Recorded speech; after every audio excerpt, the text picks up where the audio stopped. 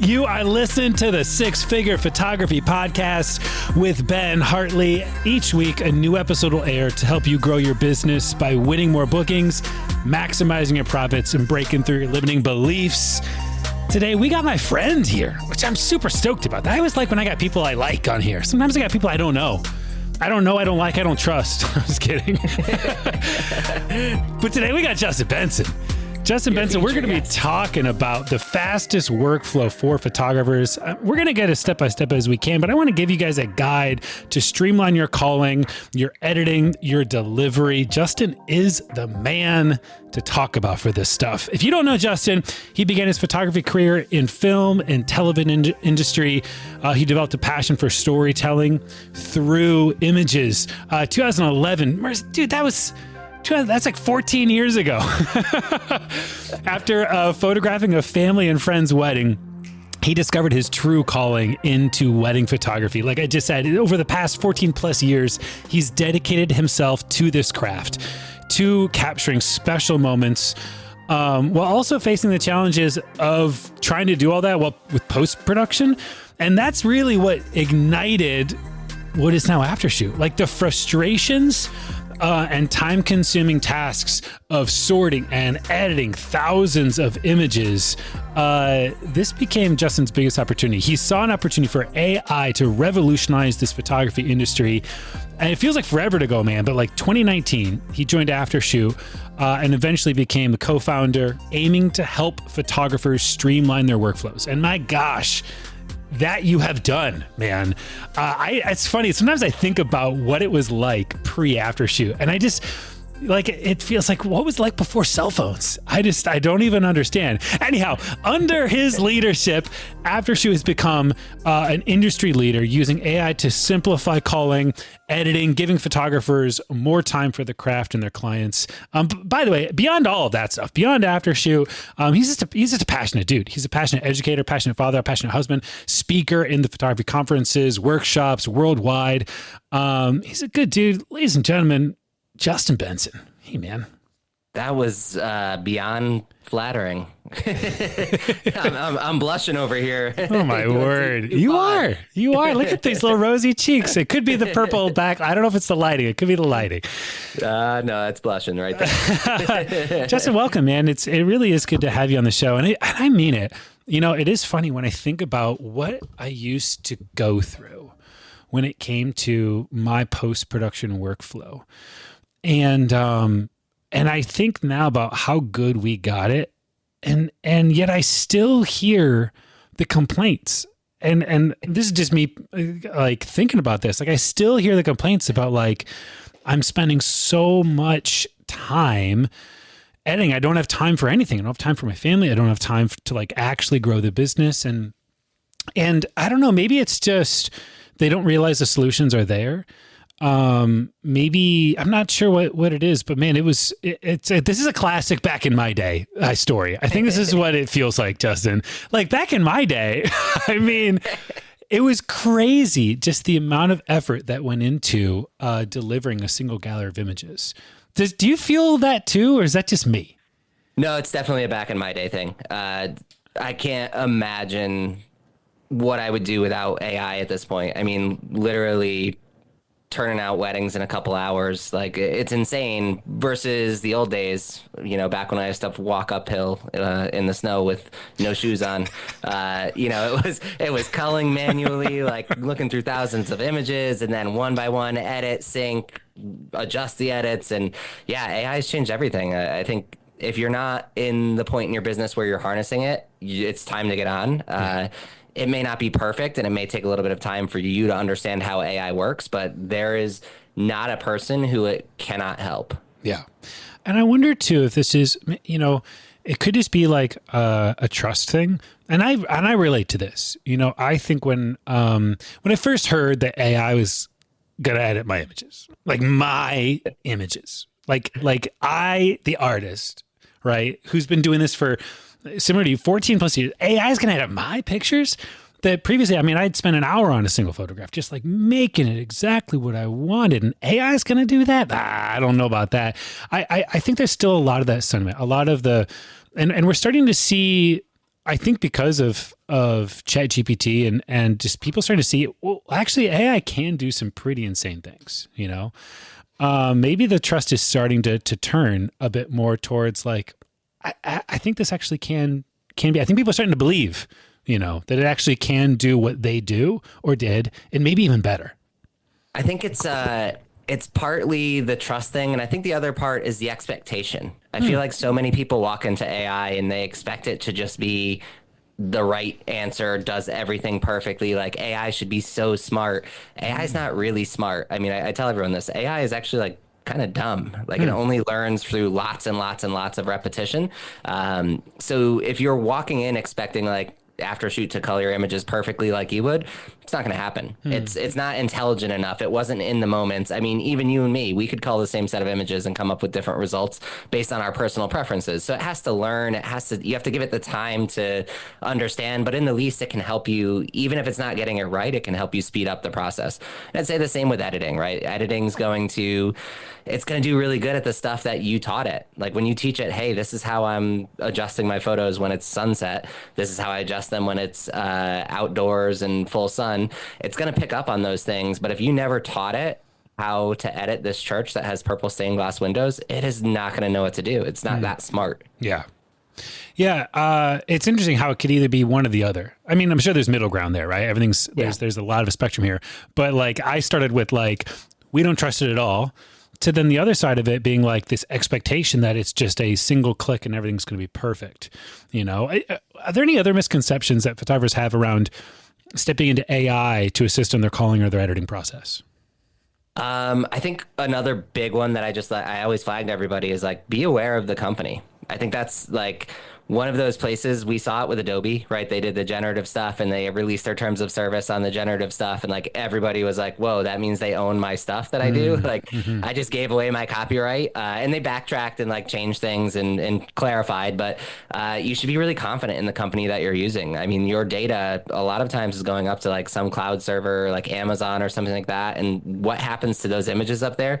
Nobody knows. So picking a brand that you trust, that you align with, is really important as well. Yeah, I don't want to, how do I put it? You know, like I fully believe in Aftershoot, right? So I just do, and I've tried everything. But I think that I don't want this to be a commercial, because it's not. And it's also just something that very realistically, like I do think that I just want to point to, like, that was one of the deciding factors for me with Aftershoot. And it wasn't that, it wasn't just the cloud stuff, but it was just that you didn't have to be connected to the internet. I didn't have to upload everything to a cloud. Like, and I've seen other situations where like the cloud access was down, images could not have been edited on other platforms. I saw it go across my group. It was like alarm bells going off. That was something I do value. And I've started to, maybe it's after having kids, man, but maybe I'm getting old, but I've started to like maybe become more aware, probably actually because of AI and because of how it uses imagery to like create other things, of just like privacy. And that stuff is probably becoming a little bit more important to me in my old age.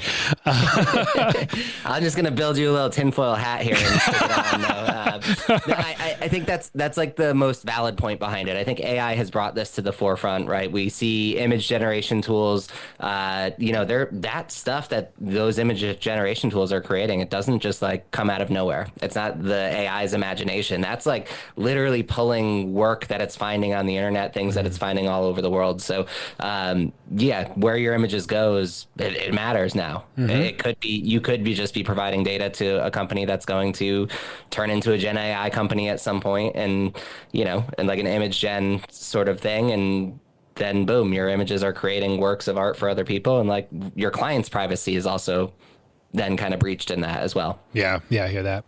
On the topic of AI, its validity, like, it's not a one-click thing, but also I can't trust it. I think, I had this belief for a long time, Justin, that when it came to, okay, so let me back up here. Wedding photographer, first off. Okay, so primarily wedding photographer. 2010 is when we started, so I'm at 15 years, and so at some point in my business, probably around like year 5, I needed to outsource.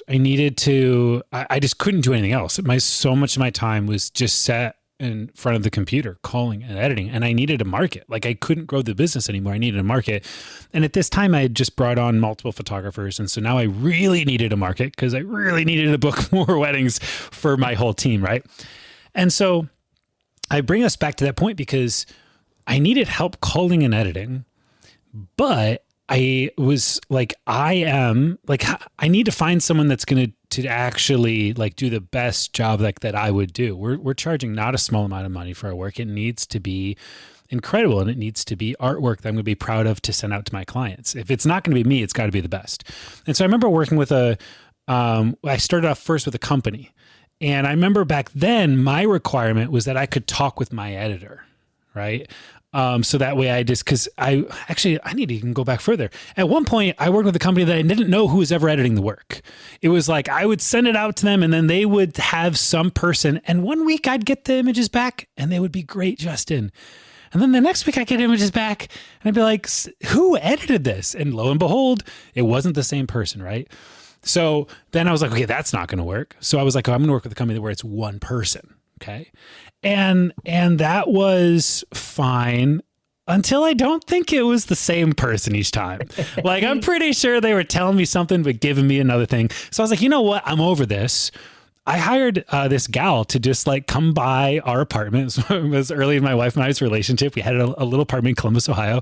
I hired this gal to just come by my apartment, work in the guest bedroom. And this way I knew I could look her in the eyes and be like, you're the one editor, you do it. Because it made me feel secure, right? I think there's so much of this because it's our work, because it's our art and our craft, like we really want to protect it. And so I was like, okay, I'm sitting down with this person, you're going to edit it. And you know, that was all well and good too. Obviously it cost a lot more. I didn't feed her lunch.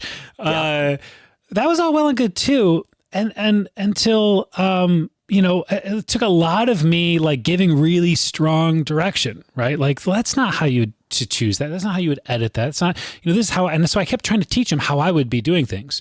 The big aha moment for me, Justin, was, she ended up leaving. She went to college, she left. And I had our child, and I had to just take paternity leave. I said to like, hey, I can't do this anymore. I got to step back and be with my kids. So Ben Adams is like, he was my head photographer. Honestly, Justin, this kid is like, he's better than I am. He's more talented than I am, better photographer, better editor, better caller, everything. And Justin, I'll never forget, I gave him a wedding to go and call and edit. And he did, and he showed it to me, and I had to deliver it to the client the next day. And I remember going through this, and I was like, what? Like, why would he choose this image? And why would he edit it like this? And it was just, I started nitpicking it, and then I had to stop myself and be like, wait a damn second. This guy, in any other circumstance, you would say like, he is the best. He's better at shooting, editing, calling than me. And I'm over here nitpicking things. And I realized it's because like no one, no matter what, is going to be making the same exact decisions that my brain is making until, maybe not exactly, but listen, photographers, I know this is a long-winded story, Justin, forgive me, and listeners. If you are trying to duplicate yourself as close as possible, what I have discovered actually is that AI is the best way to actually get close to duplicating the way that you think, because it doesn't have any of the human brain's past experiences, judgments, assessments, all of these things that Ben Adams had. It just doesn't have any of that stuff. He couldn't be me. But AI can literally only be you as long as all you're teaching it is you. And I discovered like, this is actually better than all of these other solutions that I was paying out the ass for. And it was just right here in front of me. If I just gave it the time to actually teach it to be like me. And that was just a big, huge aha moment for me as I looked back on my whole journey of trying to figure out AI and trying to figure out outsourcing, finally realizing actually this is the closest I'm going to get. Anyhow, sorry. I did all of the same things. So I had private editor, I had companies editing for me, I had all of that. Culling, I always kept close to heart. Then I taught my wife how to cull, and same thing, just watched over her shoulder, and I was like, no, pick that one instead. No, do that Yeah. one. So, it was like pretty much probably as close to a divorce as you could ever get. Just staring at your wife and be like, you're doing it wrong. That's not my art. Never say those words. Yeah. So it just never really panned out. And I think, to double down on your point, the AI just learns you. It's not learning everything from everybody. You open up the box of Aftershoot, say, and it's got like, predefined culling parameters. But the more you change things, the more it starts going, oh, you know what? Ben likes this and doesn't like this. And it just keeps learning and learning over time, and you'll still be correcting it, and it'll take time. It's not an easy process, but eventually you're going to say, that was pretty darn close. For me, the last wedding I delivered, it was like 98.6% of the photos my clients got were actually the ones that Aftershoot chose. And then like, I think it was like 12 images where I was like, I want this one, or chose it for a different reason. So it really can learn from you and replicate you. And it's the closest, like you said, it's literally just making those unbiased decisions. Like, what is Ben's preferences to an image? Okay, great. These are his preferences. Let's keep that in mind as we select images. Yeah. It's been awesome. I'm kind of curious to hear your thoughts on a few more hesitations, because I have heard this notion around maybe the devaluation of someone's work. Like, well, okay, I want to charge $10,000. And if I'm going to use, I feel like part of that is the fact that I'm hand retouching everything, the fact that I'm putting so much time and energy and effort into it. And I feel like maybe it's even this feeling of like, am I going to get caught? Like, is the client going to think like, oh, you're just using AI to edit? Is that bring the value of my work down? Should I be charging less? Is this something to be embarrassed around? I just think there's maybe a couple different thoughts and hesitations mixed into that sentiment. And I'm curious if you've kind of came across these at all, and what you'd say to a photographer who's concerned about maybe the value of their work being lessened through using AI. Yeah, I think it depends on how you use AI, right? So if you're using AI to basically say, hey, I'm getting lazier and I'm doing less work, then yeah, it kind of devalues your job, right? You're not improving your work. You're not giving a better client experience. There's a couple of different camps on like how much you do with this power in your pocket. So some people are like, yeah, you know what? I use this as a sales opportunity. If I can turn my clients' photos back to them in 48 hours when they're on their honeymoon, I can send them a gallery, and they didn't buy an album, but I'm sending them an album design. I freed up some extra time. I'll send him an album design. He got like something like 57% conversion rates on albums by doing it.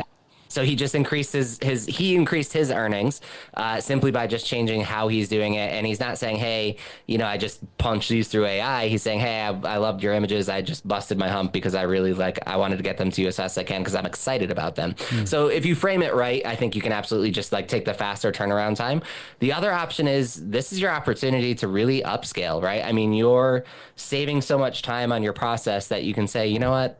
I'm going to take the extra step in all of these photos. I'm going to go in and like, for me personally, I've never photoshopped power lines. I never photoshopped like exit signs or anything. I was just like, yeah, that's what was in the venue. What do you want me to do? But now I do, right? Because I'm like, I've saved so much time. My work can just elevate a little bit more by taking these extra steps, and my clients are getting a better final product. So you can use it in either direction. Like if you want to be that $10,000 photographer, you can still be that person, but you freed up some time, maybe take an extra like hour or two to dive in and like really make some artistic, beautiful pieces that are really overly photoshopped, and like, that signature edit or whatever it may be to really sell your clients on that value of the experience. Or look at ways that you can, use this as a sales opportunity. You could even charge, right? I mean, if you know that you can get a wedding churned out in 48 hours, you can say, hey, my normal delivery time 6 to 8 weeks. If you want to get bumped to the front of the line, I can, stick you up there for an extra $1,000. And some people buy that. They're like, yeah, I want my photos now. I want to get that special treatment, and I'm willing to pay for it. So it's a couple different trains of thoughts, but at the end of the day, as long as you're putting in your hard work still, I mean, if you're just running it through AI, not reviewing anything, not touching anything, and just sending it off to your clients, of course, you've devalued yourself. You haven't given them that client experience. You haven't finalized it. You haven't put your personalized touch on it. But if you're involved in that whole process still and reviewing the cull and tweaking on the edits, photoshopping, doing extra stuff to really like give your clients the best of the best, you haven't devalued yourself at all. You're literally just, making a better business for yourself. Yeah, I love that. Man, the most valuable asset is time, and people will pay for it. I mean, it's like FastPass. Like, actually, the other day, I took my kids to Universal Studios. Dude, I don't know if I should admit this on air. I bought tickets to go to Universal Studios, and then after I bought tickets, I spent more money than the tickets just to make it so I didn't have to wait in line with like I don't know what they call it there. It's not Fast Pass. They call it something at Universal Studios. There's like something, but I skipped. I don't know what it is, but I paid more money just to skip the lines and to get the smaller line than I did for the actual ticket.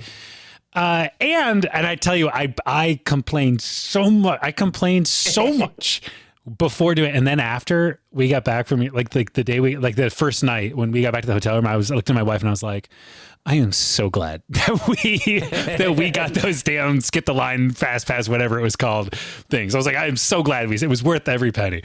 Yeah, that's a really interesting idea on actually, charging for it. You have to know your client. Yeah. You can't just go throwing that out there and expect it to land. I mean, some clientele, they're going to be more prone to wanting that upgrade, right? I mean, especially if you're charging less money. So if you're on the lower end of the brackets there, and hey, I've got X amount of weddings and I can skip you through the line, they're going to be more prone to pay for it if they're not already like paying a ton. But if you're charging $10,000, you should just go for it. Just get them their images back fast anyways. Don't add that charge on. Yeah. And that's one of the things, on that topic, like, we were in the 10K range and I always just included like, I'm going to do spot removal, skim retouching on every portrait, at least every portrait of just you two that's 3/4 or closer.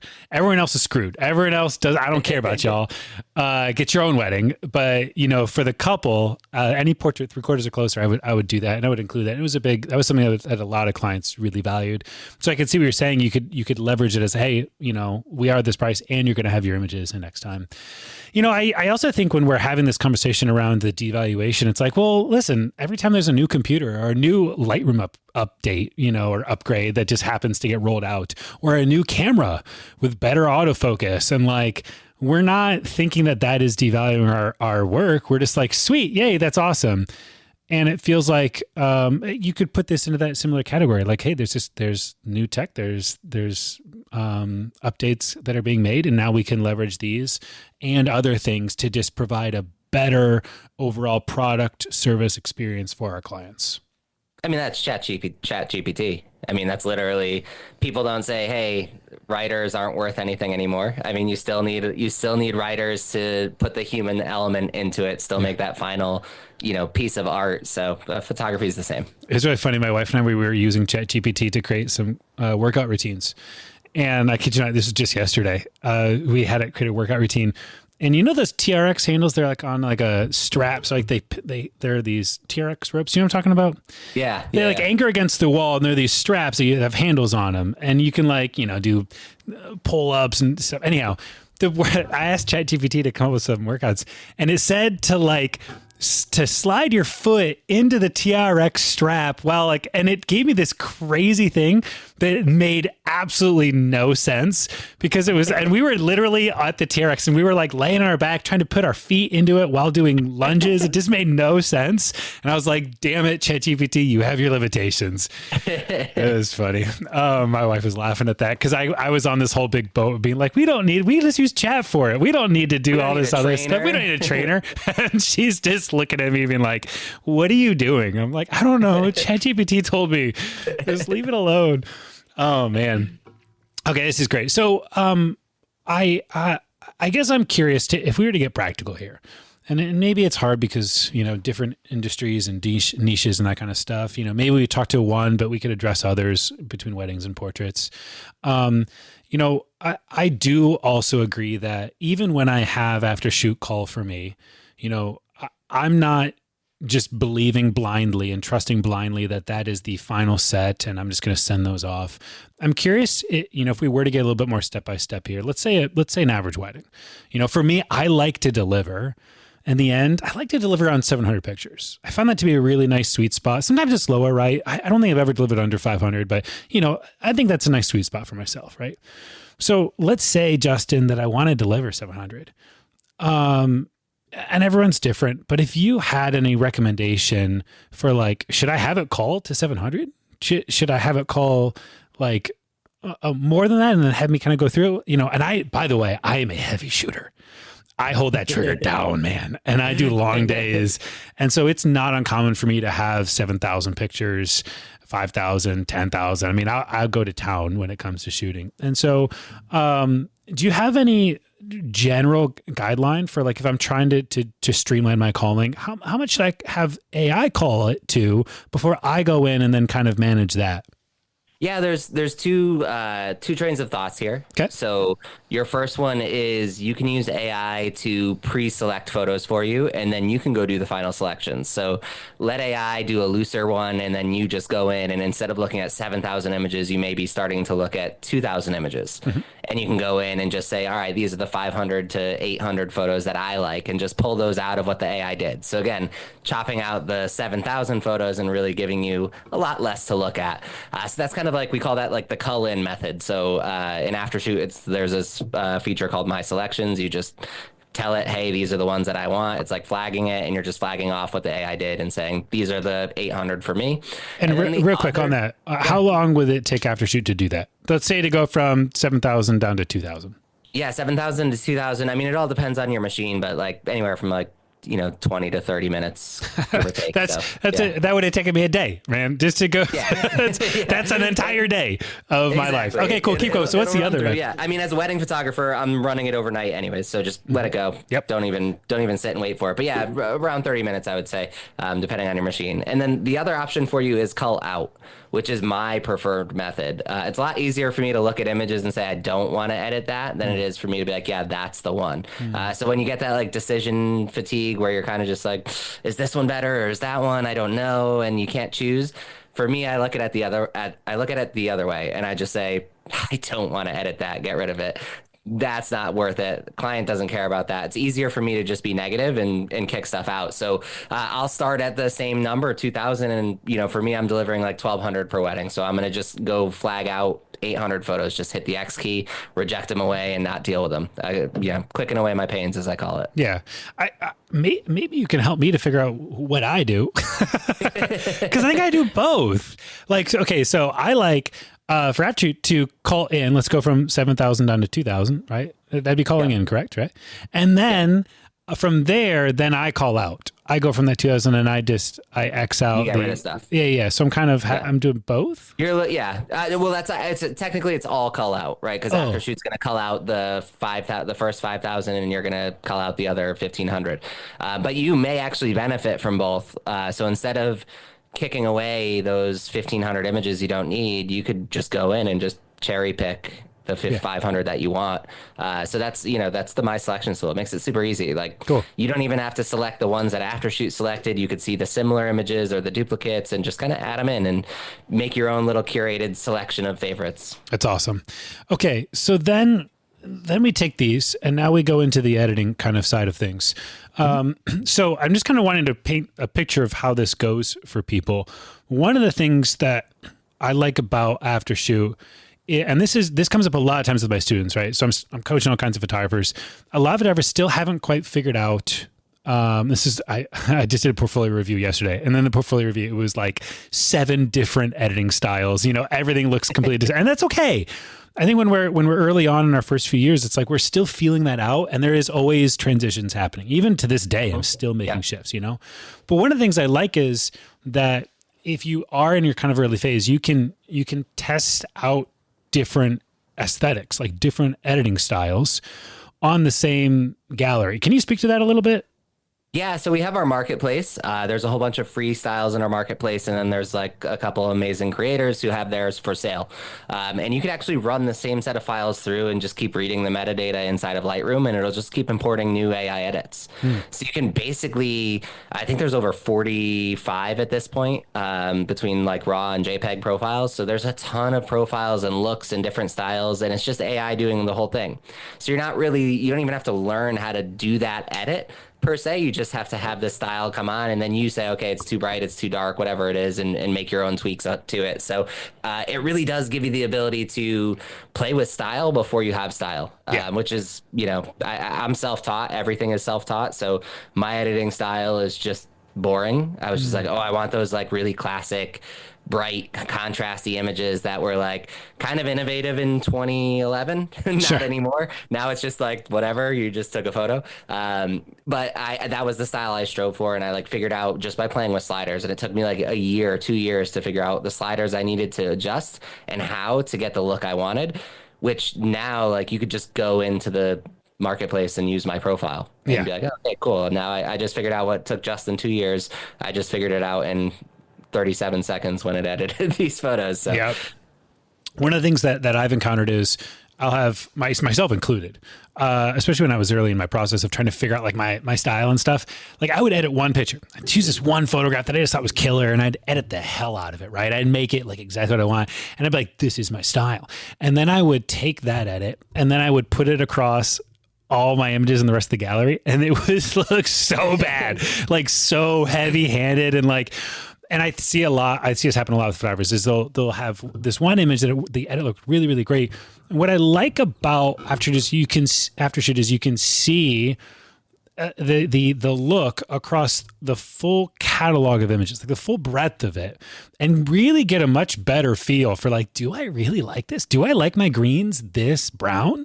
I mean, I liked them in this picture, but do I like my greens this brown and in everything?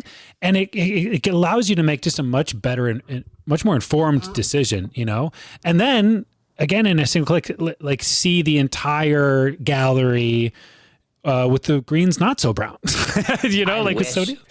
I wish I had tools like this when I started. I mean, my life would be so much different. I would have so much, just being able to see like what a preset is for free, essentially, right? You don't have to pay for these markets. You can see it, see what it does across 1,500 images and say, yeah, that's the look I'm going for, or no, that's not.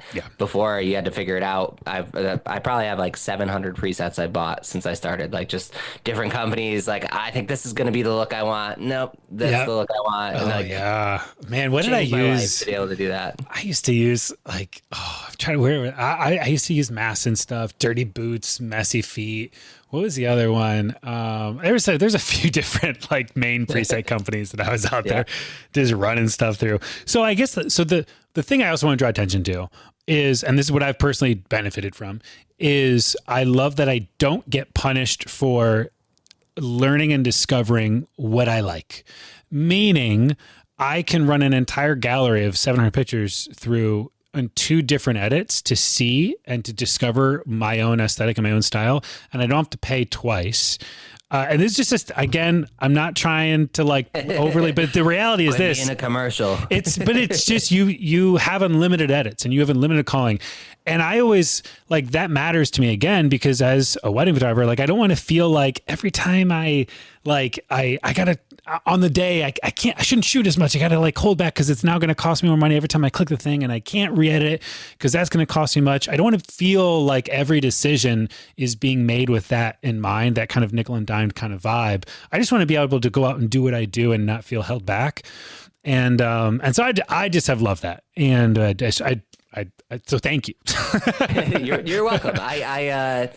I take pictures of everything now. I call it the dark years. So there was a time when I was just shooting so many weddings and I couldn't deal with like shooting photos of my family or like doing anything personal because I had like 50, 60 weddings to edit all by myself, and like they start stacking up and you're behind, and I just literally stopped taking photos for fun, and it was only clients because I didn't want to deal with the post-production. Yep. And now it's great because I don't have to deal with the post-production, so I'm like, I'm gonna whip out my camera for like a birthday party. Who cares? Like, I don't have to cull it, I don't have to edit it. Like, these are memories, and they're not on my phone. They're nice memories, they're beautiful images, and I get to cherish them, and I didn't have to cull them or edit them. So again, not being punished or having to pay per image makes it really easy to just like take pictures of anything now. I take pictures of like I I spent 2 hours in my backyard this past fall. I found a frog and I chased him around the yard for 2 hours taking photos of him, probably 700 photos of this frog, because I wanted to get something like interesting to me. So I was like experimenting with light and just like I was trying to get a mid jump with flash. It was a blast. 2 hours of my life totally wasted photographing a frog, but I didn't cull him, I didn't edit him, and I just had like a final set of fun images. So we're probably a similar age. Do you remember the movie Honey, I Shrunk the Kids? Yes. Okay. That movie, first off, that movie makes me feel weird. It makes me feel weird about my body, and I don't know what it is about that movie. I just get weird feelings. Anyhow, but there's a scene in Honey, I Shrunk the Kids where like the neighbors are like looking out back, and the dad is out in the grass, like he's like walking on stilts because his children have been shrunk and they're in the grass. Do you know what I'm talking about? And he's like trying to go over and he's looking. That was me with the frog. That's exactly what I imagined. Was you out there and the neighbors just being like, "That Benson man's at it again." Yeah, chasing frogs around. Damn, Justin, we're never gonna sell this house with them as our neighbors. Justin, what's in the future for Aftershoot? Because I know I know a little bit. I know there's some things in the future. Are you able to kind of speak to some of the stuff that y'all are up to and share what's on the horizon for Aftershoot? Yeah, absolutely. So by the time this comes out, our beta for retouching should be live. So I'm really, really excited about that. I don't like retouching. I bought like Actions a long time ago to like get rid of stray hairs and do skin softening. And I hate opening up Photoshop because it's not fun. It's just not an enjoyable program to use. So Aftershoot's retouching is again like unlimited syncable retouching. So I can go in and get rid of glasses glare for an entire session, or at an engagement session where like stray hair on the bride the whole time, and I just like synced across the stray hair removal and didn't spend hours doing it. And I was just like, wow, this is great. So having that kind of power in your pocket is incredible. So that's like kind of our big launch coming up. But also more than likely at that time, you'll also be able to view your edits inside of Aftershoot. So essentially you won't necessarily need to leave Aftershoot to review images any longer. Before you'd have to like run the editing, import them to Lightroom and do all that sort of stuff. But that step doesn't really need to happen. So hopefully by the time this goes live or shortly after this goes live, you'll also be able to do that as well. Wow, that's awesome. I have to ask more questions about the retouching, and maybe I'll get some no's, and that's okay. I'll wait. I'll wait till the next update too. So you mentioned glasses, some stray hair. Are we talking maybe some background, like wrinkle removal?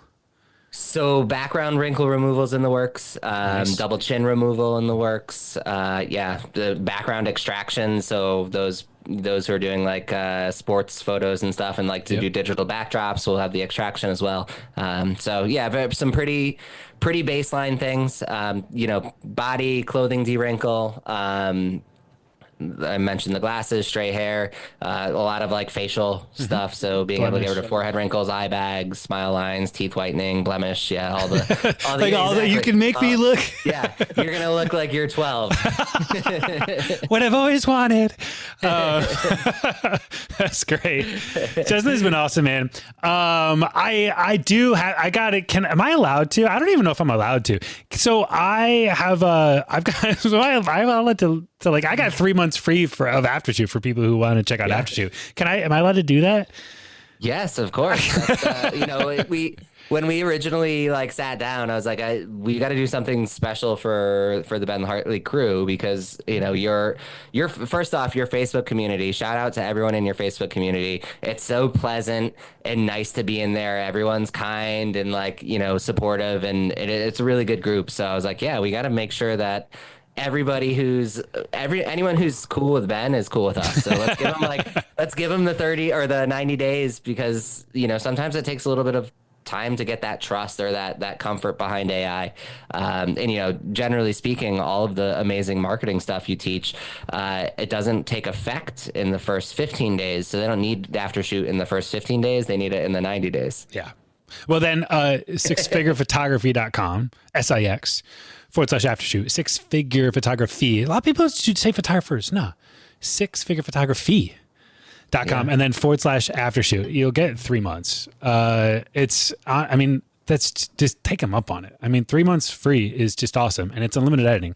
I'm not trying to shoot Justin in the foot here, but you could have your entire backlog of editing done in 3 months during that time.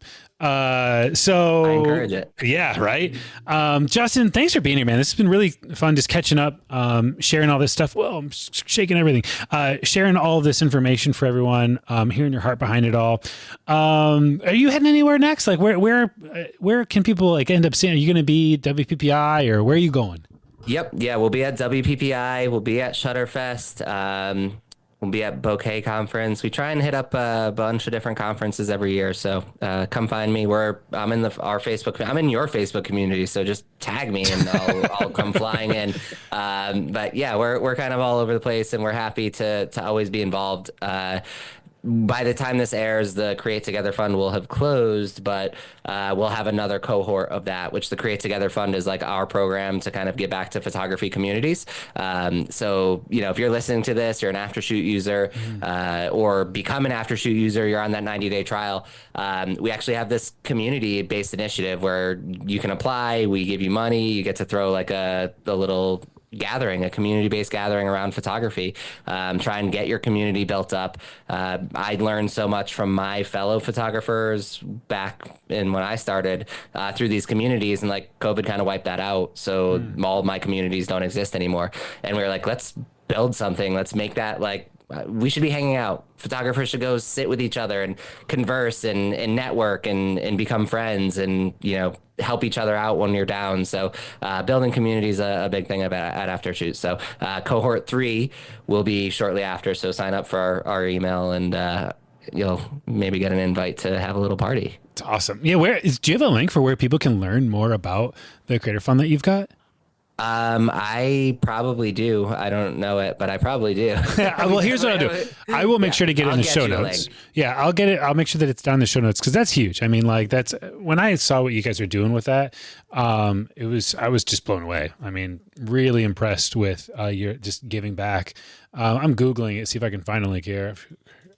Maybe. I feel really, really lucky to be able to be at the forefront of AI in the photography space. It's a really vital time for photographers, and so much is changing, and there's so many risks at play for photographers. So being what is hopefully one of the largest AI companies in the industry, we can kind of steer this ship and make sure that we're protecting photographers and building community and doing right by the photography community, as opposed to like a company who their main goal is like profits. We get to say like, I'm a photographer, so I care about my people. Yeah. By the way, I found it. So aftershoot.com and then /create little dash, right? Not an underscore, not a backslash, not a /, a dash in the middle. So aftershoot.com /create together fund. Create together fund. That's where you guys want to go. Check it out. Learn all about it. You can apply there, learn about the vision behind it. Probably get on an email, let's get updates and everything. So, all right, Justin, go home. Thanks for hanging out with me.